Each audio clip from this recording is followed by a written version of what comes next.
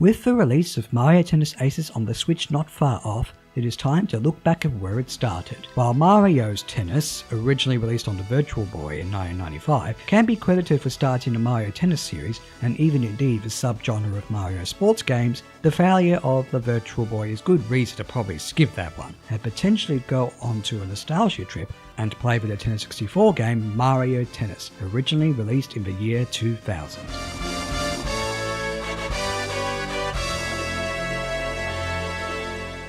There is no story to this game, which is understandable given it is a sports game. Well, the intro seemingly has some kind of premise, where the rivals of the Mario Brothers, Wario and newcomer Waluigi, attempt to usurp Mario and Luigi's high rankings in a tennis tournament. Then Bowser and Boo drop in, seemingly to intimidate everyone, but they want to play tennis too? And hooray, everyone seems to be friendly? Before going on to what it's like to play tennis in the Mario universe, and not outside in real life, it is hard to deny from the intro alone that this game is one of the better looking games on the Nintendo 64. It is certainly dated, but the animation of the characters is fluid and they are very expressive. The courts also look okay for what they are, and are very colourful and fitting for the Mario universe. But is it a style over substance approach? Certainly not. You may be pleased to know that, despite the Mario label, the matches play very much like real tennis, and not just in the rules or scoring system. All of the different shots, including lobs, volleys and top spins, are here, and the speed and bounce of a ball are also affected by the type of court you play on, such as the clay court having a low ball bounce and speed.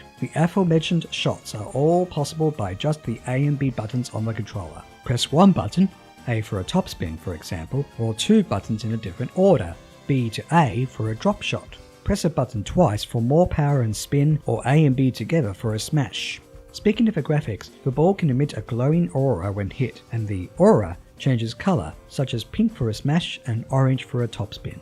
Add to this that you move the character with the control stick to roughly where the ball's going, try to get the best direction for the ball with said stick, and you've got a simple and effective control scheme, which can be quite tiring and frantic if the disclaimer of the instructions is any indication. It's fun, and in a good way. The game features a variety of modes to play on.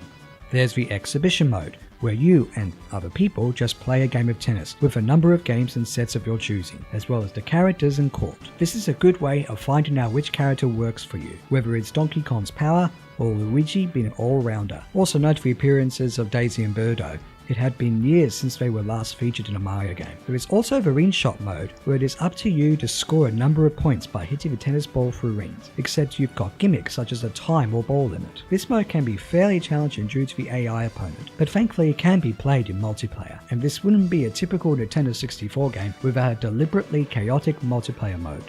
The Bowser Court. This court tilts from side to side, affecting the character movement, except for the airborne characters Paratrooper and Boo, cheaters, with the icing on the cake being the items feature from the Mario Kart series, such as shells and bananas and stars that stop players in their tracks or make their shots more powerful. In regards to all this game is very addictive and can keep a group of people quite occupied. The drawback to that? If 3 people are playing, one of them has to be stuck with an AI ally in doubles, so it's probably better to specifically have 2 or 4 people. But what if you don't have other people to play with at the time? Then you can take part in what is the crux of the game, the tournament mode.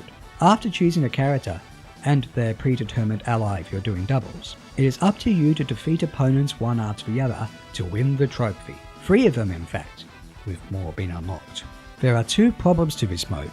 One is that the game essentially requires you to win trophies as all the characters in both singles and doubles, which, considering the game has 14 characters, not including unlockables, can get quite repetitive. And secondly, the opponents on the later cups can be very hard. Playing it now, I do wonder how I got the trophies in my youth.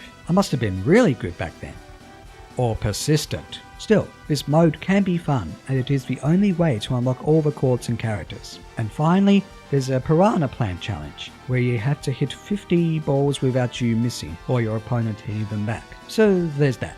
The good thing about Mario Tennis is that it is very accessible to anyone. It contains a considerable amount of strategy about what shots you hit and where. Plus, the variety of characters is really nice, and any of them could suit your playstyle. Or maybe you already have a favourite character from the Mario universe, such as Mario, Peach or Yoshi. Regardless of this game could have used a bit more depth, which was essentially remedied in the RPG mode that the Game Boy Color version got. This version could also be connected to the console version via the transfer pack. Still, Mario Tennis is easily one of the more memorable titles in the Nintendo 64's library, whether it's for production values, including joyful sound effects and remixes of tunes from other Mario games, frantic gameplay and controls, and especially the variety of modes and matches that can keep you and others glued to your chairs for a very, very long time.